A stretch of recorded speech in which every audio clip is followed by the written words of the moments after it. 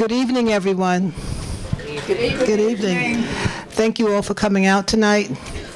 Welcome to the Mount Vernon City School District Special Board Meeting. Today is Tuesday, January 14th.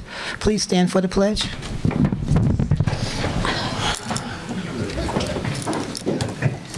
I pledge allegiance to the flag of the United States of America and to the republic for which it stands, one nation, under God, indivisible, with liberty and justice for all.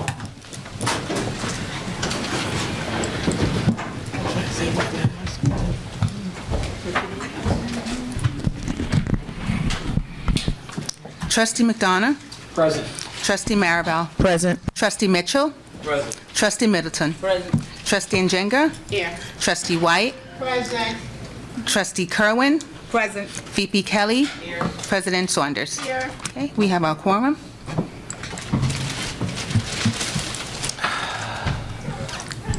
I can't see anything, Rita.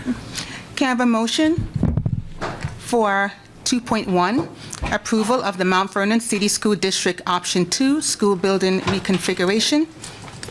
Motion. Second.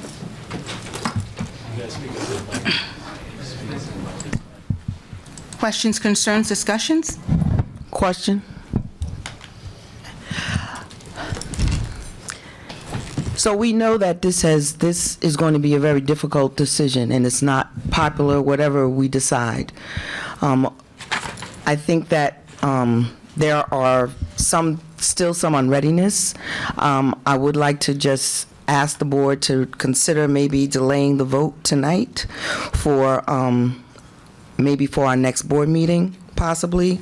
I think there's still some items that we really need to talk about and discuss, such as a redistricting plan, the reorg chart, phase in and phase out, or dissolution, depending on school closures, a technology plan, an HR plan, a fiscal management plan. And I think that we really need to kind of dial back a little bit.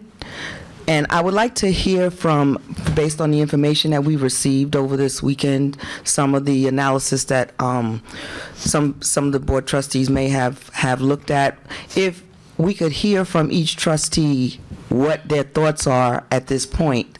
I know that Trustee McDonough, and I want to say thank you because you did some of the heavy lifting and some of the hard work that I was trying to manage myself, but you did it and made it a lot easier for me. But maybe if we could start with Trustee McDonough and see what his thoughts are based on some of the analysis that I know that he has created, and maybe if we could go by and ask each trustee at this point what it is their thoughts are so that we can kind of hear, and then maybe it would help inform our decision, since this is the first time that the board is actually meeting at this point to actually discuss this plan. Well, we were here to vote. We've had we've had town halls, we've had many meetings to discuss this reorg. So we even had many reorg committees, but I would like it to open up to the other board trustees to discuss or to see where they are with this suggestion. Okay, I want to speak to, I did make it clear today, I think when we kind of met for other reasons, but I concur with Trustee Maribel, and I made that clear earlier today, that I think we should delay, and thank you, Chris, for making plain what was a lot to read. And because of what I did read in terms of option 2, in terms of numbers, in terms of dialogue, that there's still some questions to it that need to be answered, and there needs to be more dialogue to get more clarity than we don't have, because some trustees may have it and other of us don't. So I think we all need to come together again and then come back to the floor with some kind of consensus. So that's where I am with it, and it would be great if we can definitely do that, because it is certainly needed, and on behalf of this community who's frustrated. I'm a little frustrated, and basically there are things that I don't want to do in terms of school. I don't want to close any school, but if we can, and we got to close one, oh well, but we just want to come to some kind of consensus, better than we have not. And it is important. This is crucial. This is critical. This is our students who are first, should be first. And so we know March 1st is coming, but we still got a little bit of time where we can come together. So I sure do concur with what was already said. Trustee McDonough, would you have anything to add? I do, thank you. I think what I'm going to do, if you don't mind, it won't take long, but I just want to read what I wrote this morning. I'll summarize it because it was a little bit long, but it'll give, I think, the community the gist of my thought process here. I wrote to the board, good morning, considering the request from the PTA wrote a very, or I should say it's the group of PTAs. PTA Council? PTA councils wrote a letter requesting not to stop going ahead with the reorganization. We know that has to occur, but asking for a delay so that some of the unanswered questions could get answered. So I responded once I read that, saying, considering this request from the PTA, I suggest postponing tonight's special meeting. My understanding is that the final reorg plan is not due to the New York State Education Department until March 1st, which gives us time to hold more community forums. Back in November, I suggested that we hold public work sessions. I am making that suggestion again now. I suggest we hold at least 2 public work sessions. That would allow the public to be present while we discuss this more thoroughly, ask questions of each other and the administration. Also, I think it would be a good idea to more formally apply practices from the process known as evidence-based decision-making. A common practice in evidence-based decision-making is to numerically rate variables that are important for a given decision. This provides a completely transparent framework by which to communicate decisions. I think the district has been doing this to some extent, but I think a more systematic approach is called for given the feedback from the community. I went on then and listed 8 domains and 24 variables that I think we could rank. Some of them we have discussed in some detail, but not all of them. I ended by saying, in addition, we should rate ourselves right now with respect to important considerations with regard to making school closures. And there were 4 broad domains I thought we should self-assess at this point. For example, the extent to which we engaged in data analysis, where student performance data, enrollment trends, financial records, building conditions thoroughly reviewed. I think the area where we most struggled was with transparency and communication. Was the rationale behind closure decisions clearly explained? Was detailed information about transition plans provided? I would say that we fell short of the mark there. So that's what I put out this morning in response to the PTA. This has been a concern of mine since I first found out about this last October, and I've tried to express that. It's a shame that I think we're at this moment in time right now. I would agree with Trustees Maribel and Middleton and others that we take a little bit of time and redouble our effort to focus on clear communication. This is a decision that obviously schools are going to close, and it will hurt when that happens. Change like this is not easy to do. There's no way to do it without people being upset, but we should at least satisfy ourselves that we did all we could to make it clear to people in the community. Thank you. Okay. Trustee Mitchell?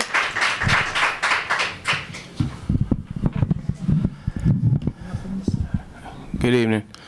I too share the same sentiment that we have to. This was a topic that when it was brought up, I met it with great. I felt challenged. I was definitely challenged by it, having kids in the district right now. Even though they are going to be affected, because my daughter, who does go to Honor Academy, even though it's her last year. She has friends in lower grades that are going to be impacted by the suggested closings. I want to also shout out the PTA Council as well for their email, which was very eloquently put, very effective, but very on time. It was so on time. And I've sat in meetings, and I sat in when we had the PTA meeting for the high school, and the entire PTA Council was there. It was just to hear everybody be there. We need to see y'all on a regular basis here.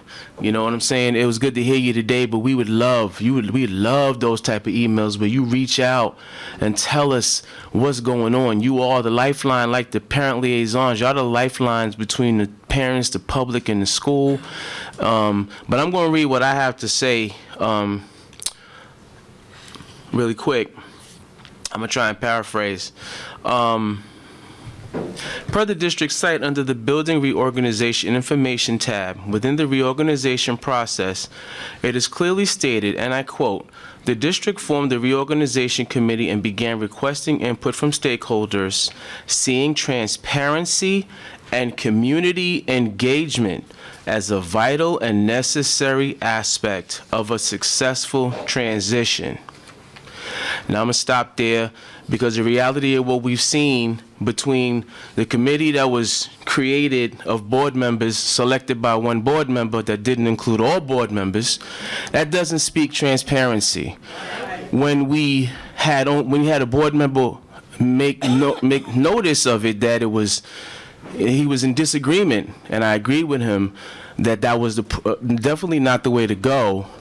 That was when these subcommittees were formed, and then after that, the subcommittees had inconsistent meetings.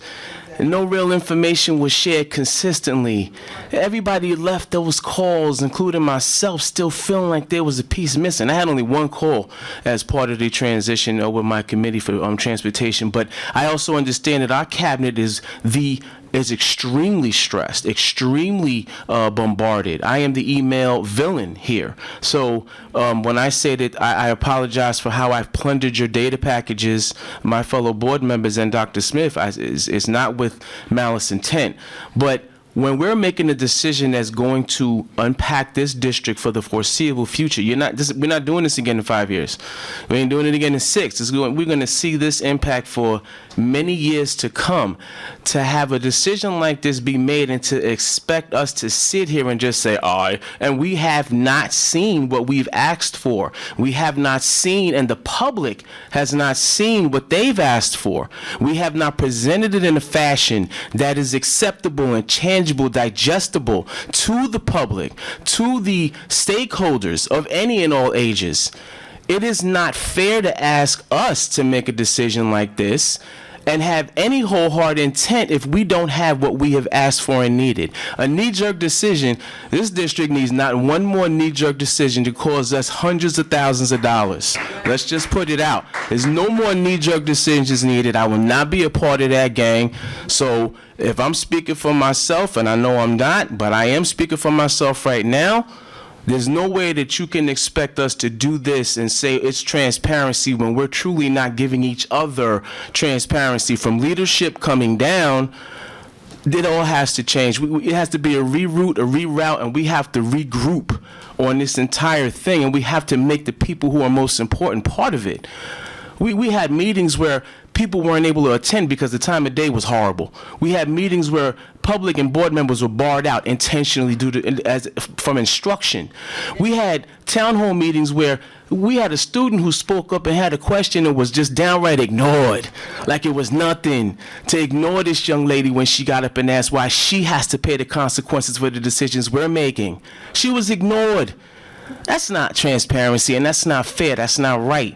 So I'm speaking for my son, and I'm speaking for my daughter, and I'm speaking for everybody that talks to me, that I speak to in the street, that tells me how they feel, that don't get up on that mic and don't necessarily work for the district and can't say what they want to say because they're fearful that something's going to happen to them at their job when they report tomorrow.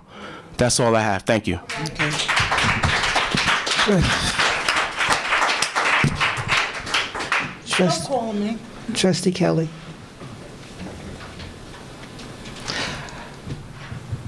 Okay, so there's a motion on the floor. Okay, if no one else has anything to say. I do have a question. So it looks like the vote is going to go ahead. I want to just let you know of another request I made in this eventuality. We were given, after I put that email out, and the one that I just read to you asking to delay the vote, board leadership said that if we do not do this now, if we don't take this vote now, we will miss the cutoff and we'll have to lay off more staff than initially estimated.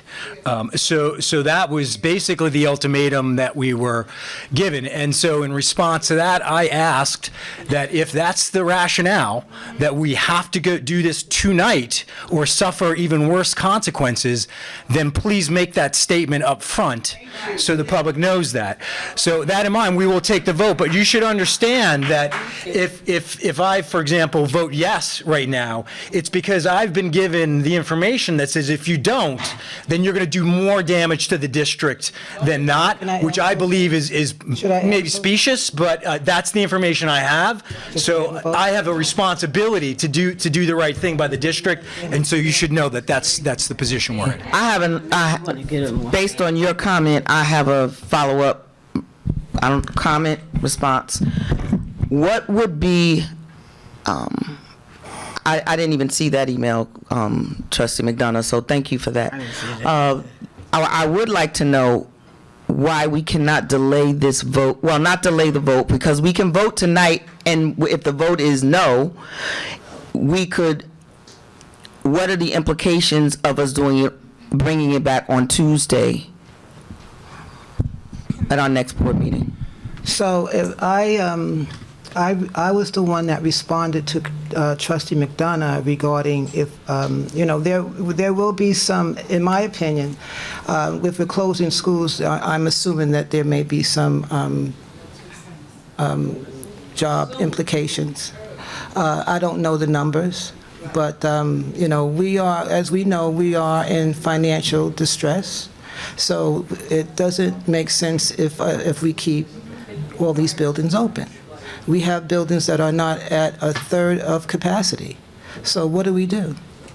Well, I may. So do you want to have a meeting to talk about it right now? We're more than welcome to have a meeting about it. Right. Well, I mean, we have to do something. We've had many meetings. Right. Well, So but as you guys board, are making all these suggestions. So tell me what you want to do. But as a board, we have not actually had an opportunity to flesh this out as a board. There have been committee meetings, but as a board, we have not all met to actually hear what every board member thinks or what their process is, because I think that we're a brain trust, right, and that we have to listen and hear what everybody else thought. Think of something that I did not think of, or may realize something that I did not realize. So I think it's important that we hear from our fellow board trustee members so that we can kind of really process to make a decision. I know. And I know, based on the information that we have received and that we have heard, that we're going to have some closures. And I know that it is not easy to hear. And I also know that there are some schools that have been, really probably needed to be closed a long time ago. And I know that. Intrinsically, I know that, but we have a responsibility to our community to, number one, let them know why we're making the decisions that we're going to have to make, and that we justify those decisions based on good rationale, and not just because we're just jerry picking them for whatever reason. For whatever reason, we need to have a solid basis for why we make these decisions. And again, is 1 week from today going to impact us to the point that we're going to have layoffs that are going to be that relevant? I mean, we're going to have layoffs. We already know that. And I would like to know, perhaps, I don't know if this is a question that maybe perhaps we can hear from one of the cabinet members, to what would be the implications of 1 more week? What could we do in 1 more week that we haven't done thus far? We've sent out surveys. We've had town hall meetings. We've been around. I've talked to community people. I explained to. I talked to my community members. Can I comment? Trustee McDonald, I'd like to speak. Wait. So I think Trustee White was speaking. Please don't interrupt her. No one else interrupted you guys when you were speaking. So, Trustee White, please finish your comment. I don't know what more we can do within 1 week right now. Okay. Trustee Kerwin, you were going to say something? So I just wanted to follow up on what Trustee Maribel said when she said that the trustees have not met and discuss this decision, I beg to defer, because from October, the trustees have been meeting at each executive meetings that we had, and we all discussed this thoroughly. We had the cabinet members, we have the acting superintendent came in and spoke to us in extent that we all, at one point, agreed that we should close the schools, we should move forward. We heard from Capital Market that we hired to carry out the financial, to look at the financial of the school district. And so we discussed this at length. We left here 11 o'clock, almost 12 o'clock, and for you to say that we did not discuss this as a board is incorrect. And nonetheless, I'm missing something. I think you left early that night, Trustee Middleton. I'm gonna let, I'm not the only one that knows that we did not have detailed discussions as a board. I'm gonna let one of my other board trustee members comment. No, we did not. Madam President? Oh, sorry, Lynn. Okay, can I just say this? Let me just say this. We have had our executive sessions after these meetings, in these last few meetings. We talked about other things besides what we really needed to. There were many things that we talked about, and then there were many things that I heard about that others talked about that all of us as trustees didn't talk about. So there was even an email that I read today, this morning, that all of a sudden it went to test scores, it went to selling the properties, and this was stuff the community did not hear. This was stuff that I did not hear, but these were questions that were asked. And then it was said, well, we don't know yet. And here's where I differ with things. And my question was to our in-house counsel. Is it legal and is it justifiable that our acting superintendent is able to make critical and crucial decisions such as this reconfiguration? And it's not personal, y'all. Stop taking it personal from me. It's not personal, okay? So is it justifiable to do that and to close schools where other schools that should be on the list is not on the list, besides Miss Parker, who was the first black teacher that Mr. Holmes didn't even want her to teach white kids in the classroom, but she got the job. Okay, so my point is, we got a sitting superintendent at home, we got an acting superintendent here. So is it legal? Is it justifiable for somebody, I don't want to say you don't have the expertise, but maybe not, that if you did, in the beginning, when you started the conversation, we just got it in October at the executive meeting, okay? But if you did, then in fact, with expertise saying, hey, yep, this is what we need to do, let's take it to the board, let's take it to all the people we need to, our parents, our cabinet members, our board members, our staff members would have all been included long before now. And if everybody would have been able to join the bandwagon to even go into the schools that you want to close to see what really is wrong, besides what you're telling us and haven't really seen it analytically and systematically on a piece of paper that we've been asking for from BOCES, then maybe it would just be different. So those are the little things that we miss that matter. And it is not that we sat in the last few, might I say, executive sessions and thoroughly discussed nothing. Maybe you did. But I know Lynn Middleton didn't. But you were there. Okay, I was there. I was there for a whole lot of other things, but not a thorough discussion. Because if I was, I wouldn't be having this conversation right now. I beg to differ. Well, that's you. All right, so we still have a motion. So I don't agree. All right, so I think that legal has to answer the question. Legal has to answer the question. So, as far as your question, I think I answered it in the email, but I answered it. That was. I'll answer it. Line, not that wasn't an answer. And you'll get approximately probably 2 Hello, lines in reference to this. As an acting superintendent, the word acting is that they're taking the place of the superintendent and has all the powers of the superintendent to do everything and anything that the superintendent will do. So to your question, the answer is yes. And the superintendent's job and responsibility is to come up with whatever ideas, whatever programs, whatever implementations Didn't have- that they want. I'm sorry. Go ahead, I'm listening to you. I want to make sure I hear you. No, I'm listening to you. Okay. We'll come up with whatever there is for then, and this is the missing piece, but I think you're on it right now as far as the board is concerned.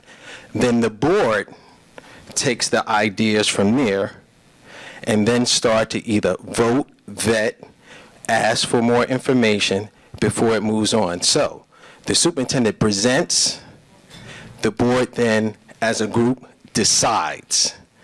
If the board does not decide, all the implementation goes out the window unless it's within the purview of the superintendent to act on their own.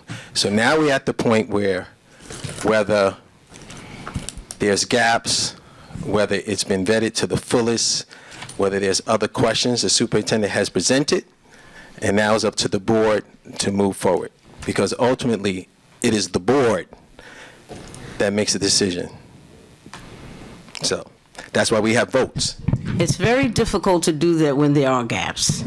I am just responding to your question in And thank reference you. to that, And thank but you. it's up to the board. And thank you, but there are gaps. Trustee Thank you, Kerwin, Mr. you were Mr. having, yeah, okay. I'm sorry. Thank you, Mr. Russell, for that reply, because that was a question of mine as well, especially knowing that we have a superintendent search underway. We got a new superintendent that's most likely going to come in July, and this person is going to inherit what we are about to create. And that is going to also be a deciding factor for anybody looking to get a new job. Well, I'm also going to have to deal with this. And it's going to be something. But Trustee Kerwin, I'm going to reply to you. I'm only going to state, make clarity. You said that, we the board agreed to closing the schools. Yes, we agreed to closing 3 schools, but you did not get a unanimous on which buildings. There is a known fact that Parker and Honor Academy, and by the way, Trustee Middleton, Dr. Holmes, who didn't hire Ms. Parker, is the reason why he didn't hire Ms. Parker is the reason why it's now called Honor Academy, is because she was not the only black teacher in this district that he said in writing in the New York Times that he was not going to hire black teachers in this district. So, but back what I'm saying. We know that there are buildings, Honor Academy and Parker buildings are not the buildings with the highest level of repairs for category A, which are the life-threatening. They're not the highest. There are other buildings. This conversation, and ladies and gentlemen, what I've been arguing about is this conversation should not have been presented to the board pre-chosen with 3 buildings already. We should have heard a conversation that included at least 6 or 7 buildings that we could have vetted, we could have been taken to see the truth, the proof. We could have seen the BOCES reports where BOCES said, this is what we have found in our analysis, not based on what the district told us to say in this letter. We would have been much better positioned to make a decision had we been able to vet how much of the bond money that was spent from 2020 on those buildings and why we can't close certain buildings dependent on how much of that 2020 bond was spent. How much is costing to repair, and then the idea of the rezoning. We're not transporting kids to school unless they're underneath that umbrella where we're state mandated to. What are we getting ready to do for all of these students who are now going to have their parents? We're going to have to give Mr. G and everybody a bus to pay the bus to take our kids all across town to get to school. And that's personal money coming out of private folks' pocket, and I got to get to work late because I got to take my child because the district does not have the ability to bus students. That's not new. That's old knowledge. But I will say is these buildings that were chosen are my biggest issue. It's not it's definitely not. I don't want to see teachers laid off. Never mind, we're losing teachers left and right like it's going crazy. But who wants to lay off more teachers than we already have and possibly to face? Nobody. It's not about that. It's about the overarching and the fact that there's other buildings and other factors that should have been talked about, and we should have had time. Shouldn't have rushed on this. The 2020 vision took, I believe, at least an entire school year, and that had pre-thought before. I wasn't on the board then, but I've done research. There was pre-thought and blueprint before it was brought to fruition, before it could be brought to the public, spoke out, took back, retweaked, brought it back, said no, talk to the people, talk to the people, talk to the people. So this is where my challenges and my issues are. I'm not here to be the adversary. Right. Okay, Trustee White, do you have any more to say? No. And Trustee Kelly? Trustee Jenga? I'm not going to not ask you. Trustee Kerwin? I just, let me speak with the attorney. I just have a question. You want to speak to him? Off the record.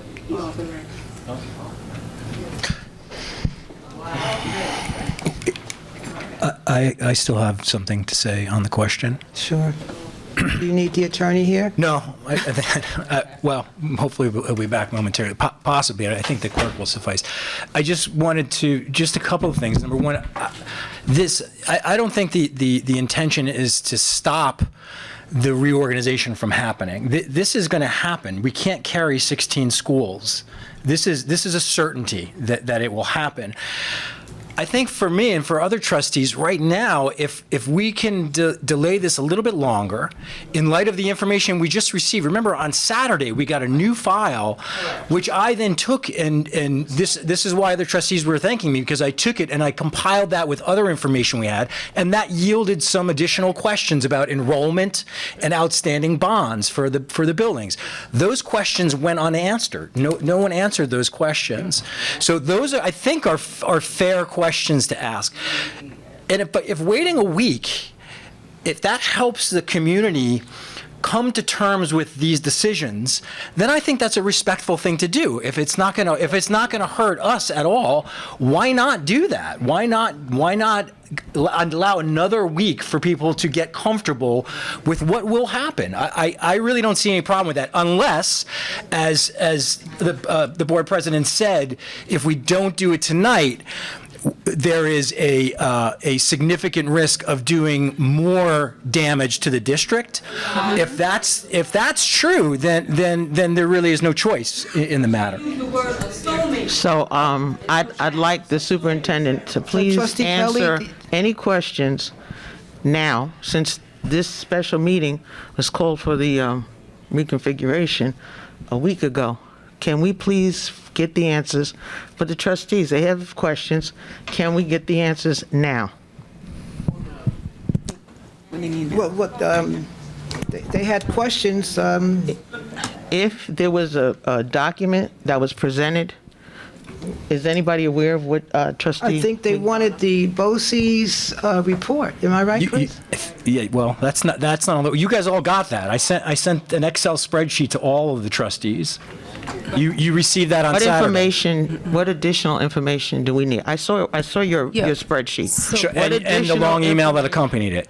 What additional information? All right, I'll read a little bit. Yeah, that's fine. There are some enrollment variances that I'd like to understand. For example, the BOCES reorg report dated December 3rd, 2024 has 2024 enrollment at 6,907 students, but at the town hall on December 6th, the enrollment was said to be 6,578 students.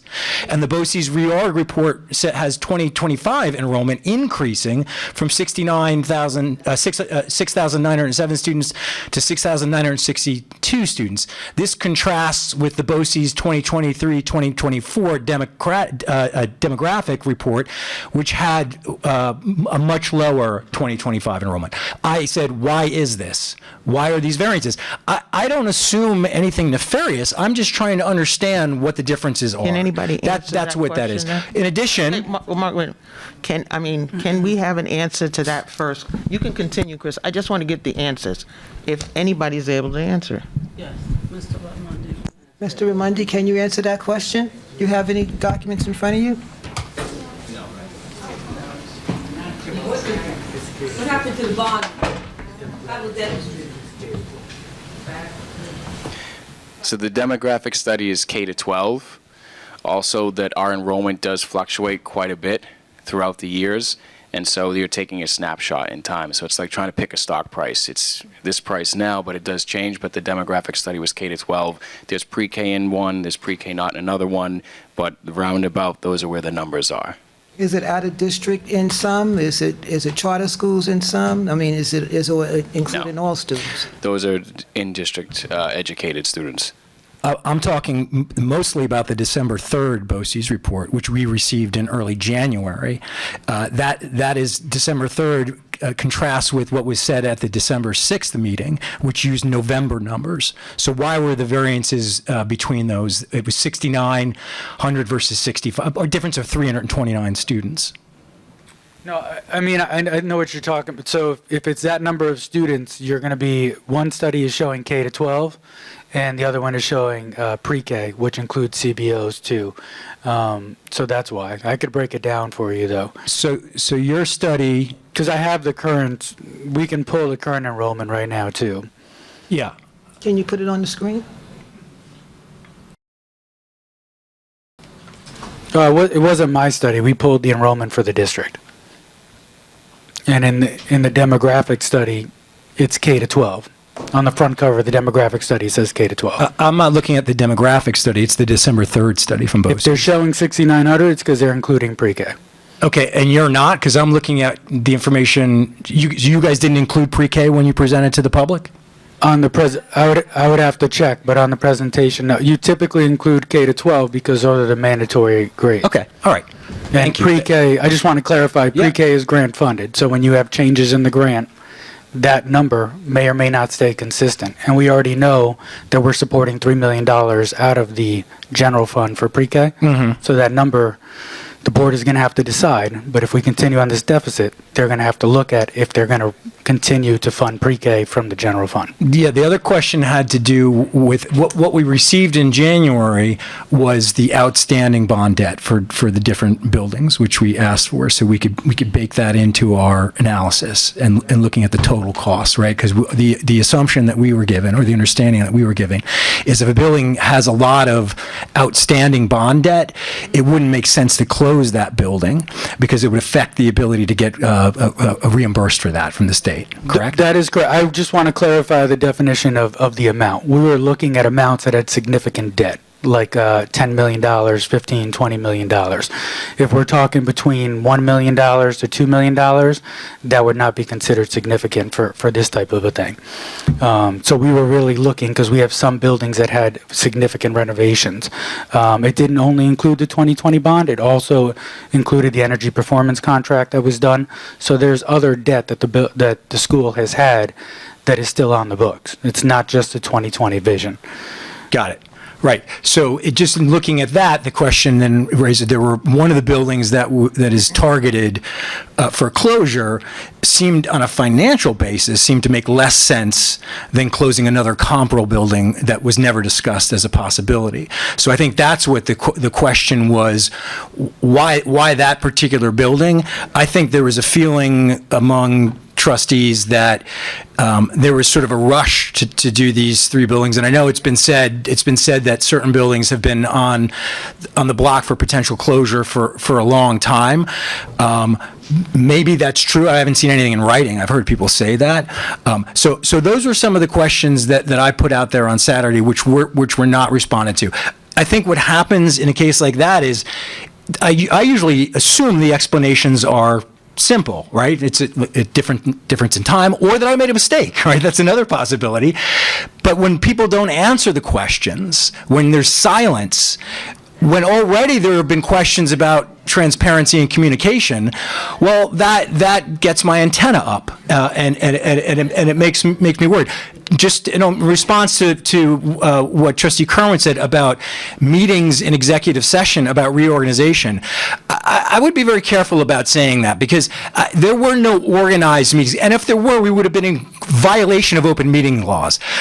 Talking about reorganization for the district is not an appropriate topic for executive session. Part of the reason why we couldn't all get together was because of open meeting laws, right? The whole problem. Remember, I pointed this out. Go back to October.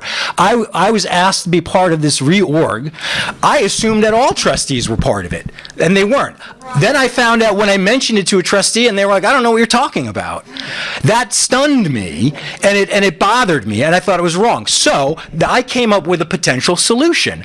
Since you had mentioned that the audit committee received permission from the school district attorney to meet as a whole, right, to violate open meeting laws and meet as a whole, I went to the attorney and I said, hey, why don't we do that for the reorg? You know what the attorney said, right? We know the attorney said, no, you don't have permission to meet as an audit committee as a whole, right? And I presented that to you because you were under the impression that the attorney had written a letter saying that we could do that. That turned out to be incorrect. That was not correct. So that's when I suggested, look, why don't we do this? I will rotate off the reorg committee and let other members rotate on, because it's important that we all have access to the same information to make decisions. Have we discussed the reorg in executive session? Yes. However, it was not an agenda item that we exclusively spoke about. There were many, many topics we talked about. And if it were, I would have said we should hold a work session to do this, because the public should be involved in this. Please don't pretend like I didn't. Go back to November, and you will see I laid it out very clearly. Sure did. That's true. I'm sorry. Okay. Not discussed the reorganization plan in executive session. Was I there by myself? My point is not that we haven't touched on it. No, no, okay, all right. didn't have an organized This is discussion. not fruitful. If there are questions that need to be answered, because questions are on the floor, please ask them and we'll look for the answers. But this back and forth is not going to be productive. I'm sorry. We need to just, no, I understand, yes. So trustee, so the question was from Chris to Jose regarding some enrollment figures. Did that answer your question, trustee McDonough? I think it's a start. I need to see the information. I want to see. So if you're saying your numbers didn't include pre-K and theirs did, I want to see that. I want to see the breakdown. If it's not in writing, then it didn't happen at this point. I'll repeat my question. If we delayed not delay, but if we vote no tonight, if the majority of the board votes no tonight, based on Robert's Rules of Order, anyone that votes no can ask for it to be reintroduced next week. My question is, again, what is the implication of if that happens? I'm waiting for an answer. So I think that the question is if we should do it, we should make this vote next week. I think that may be something that you guys are floating out here. Well, we're already in the middle of a motion, so that's... And so my question is, trustee McDonough had some questions. Trustee Kelly asked if any questions were out there that they be asked, so that when we come back next week, if we decide to come back next week, we wouldn't be going through the same scenario. Well, we have a regular board meeting next week, correct? That's correct. Okay. All right, so, but we were trying to do this last week. But anyway, if there's any other questions other than trustee McDonough. I have another question. Any other questions that you guys need to get answered from the cabinet that we can...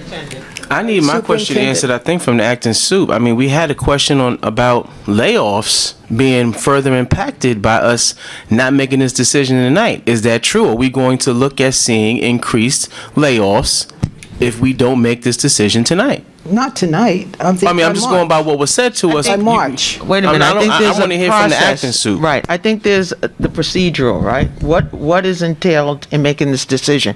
There is a timeline to our decision, right? That's correct. Okay, so Dr. Smith. So your question is whether or not a week would make a difference. For us, it would. That's not your question? No. What's your question? My question is... No, that's my question. Right, that's Trustee Marable's question. So you can answer her first. All right, I'll answer you first. We are way behind schedule. You keep we're saying March 1st is the deadline. March is a weekend. So we can't make a move if we do not make a decision. We have a budget that needs to be done. There's a lot of work that needs to be done, and we need to get started on it. Will a week make a difference? It does. But will it mean, the question I think you have is in terms of layoff. I'm answering two questions as one. We're not at the point of laying people off, but at the same time, a week for us is a long time. We have 6 weeks, really, if that, to get to the state, but we need to work on a budget. And that's, you might recall that a question in executive session raised the issue of whether or not we could move forward with option 2 and closing 3 schools. With the exception of Trustee Mitchell, everyone present said yes. Do you remember that? This was an executive session? Yes, it was. So we discussed it in executive We discussed it. The idea of us moving forward with the idea of closing 3 schools, I said I agree that we have to close schools. I we did not agree on disagreed which with school. what buildings.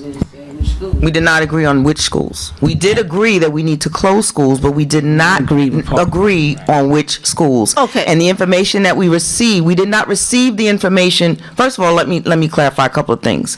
We were asked last meeting if we could vote on it, which it wasn't even on the agenda to vote on. We were asked to vote on it, so we were taken by surprise that we were even going to be asked to vote on it, to come back into general open session and to vote on something that we didn't even see on board docs previously. So that's number one. So we asked for information, and they said they were going to give us the information on Friday evening. It didn't come on Friday evening. It did come on Saturday. Okay, so on Saturday, from Saturday until now, there have been questions based on the data and the information that we have received. And I believe that a decision like this needs to be a unanimous decision by this board. And if we have 3 or 4 trustees that are still unready based on the information that we have received, I think that it is prudent for us to wait a week so that we don't suffer the dire consequences in a 10-year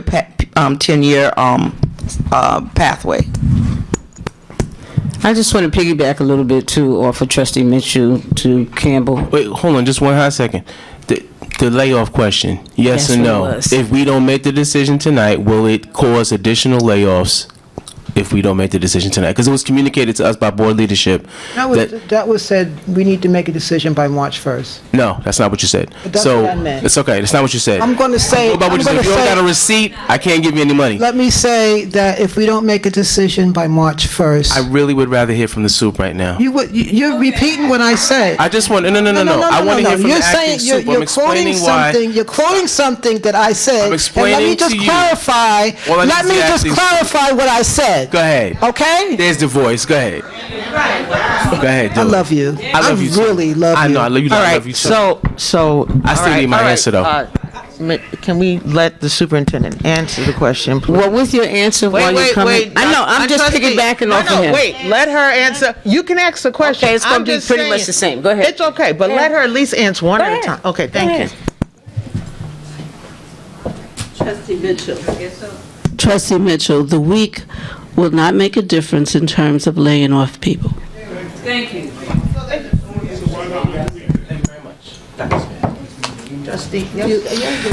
Okay.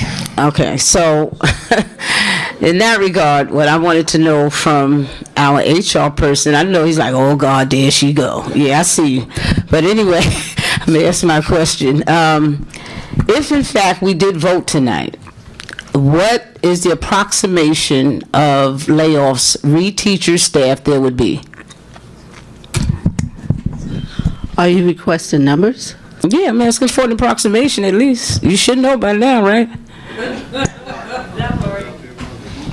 It doesn't, you don't need to be sarcastic. You said it, not me. I'm not sarcastic. I'm just asking the question. No. He's not prepared to answer that question tonight.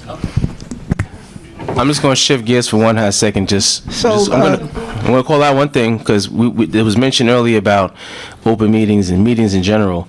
In our own bylaws, number 3220, it's active bylaws since it was adopted July 2006. And I'll point out one thing in relation to special meetings, something that has been a conversation again and again. We've heard it from members of the public regarding public comment during special board meetings.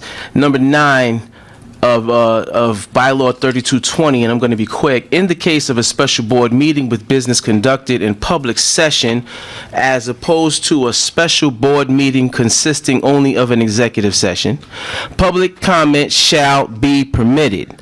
However, all public comment at such a special board meeting must pertain exclusively to one or more items on that meeting's scheduled agenda.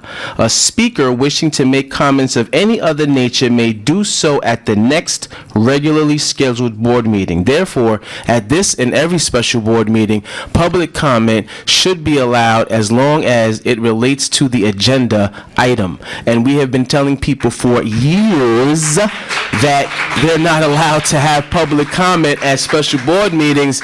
Let's follow our own bylaws. Let's not just change them. Let's not amend them. Let's just follow them because it's fair. It's the right thing to do. So, we have a motion on the floor. We have a motion on the floor. All in favor? Aye. All opposed? Opposed.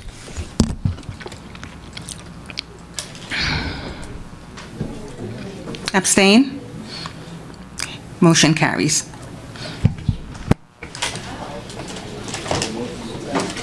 Can I have a motion to adjourn the meeting? Motion. Can I have a motion to adjourn? Motion. Second? May we have a poll? All in favor? Aye. Opposed? Does that mean each one of us has to go through and say just... Well, 4 of you, So we voted on all of the, I thought I did. 4 of you. Sure. No. Yeah, so out of the 9 of you, 4 of you, we had, sorry. So we have Maribel opposed. We had Lynn, trustee Middleton opposed. We have you opposed. And then we have trustee Mitchell and trustee McDonough opposed. Okay? Okay. All right, and so that leaves us with 5, right? And so, right, so we have, and all we need is 5 to pass the vote. So every other board member, the other 5 did vote yes, and everybody's fine with that? Fine, as long as we're all... Yeah. Yeah, can you reread what the everybody except for myself, trustee Maribel, trustee Middleton, and trustee McDonough. Aside from us, everyone else voted yes. So that would mean, you know what? Every time people say names around here, it gets violent. So I'm going to let everybody in here, if you want to raise your hand. The resolution, can you just tell them what the resolution was for? Just clarify. Okay. The resolution was for the district to move on to option 2. We'll be going back. We're not. You have no problem saying the names now?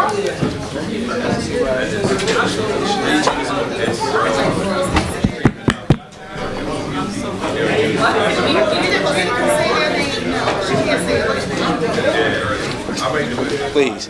And no one leave yet, please. Please. Please. Listen up. Can everybody listen up? Can everybody listen up? All right. Now, it was asked that it be polled. We heard the nays. We did not hear the yays. So a true polling is those that said no and those that said yes. So either we poll it or we can have those that said yes to say that they said yes. From the beginning, the motion that was on the table in the midst of everything that happened, it was resolution to move forward with the closing of 3 schools and to move on with the reorganization if that got lost. So now, once again, can we have the polling, please, from the clerk? Okay. For the yay, It was closed at that time. Can we have the He's asking for the, go for ahead. yay, we have Recorded. We have trustee Saunders, trustee Kelly, trustee Kerwin, trustee White, trustee Njenga. For the nays, we have trustee Middleton, trustee Mitchell, trustee Maribel, and trustee McDonough. Now you can probably close up. Thank you. Motion. All in favor? Aye. Any opposed? Okay. Motion carries.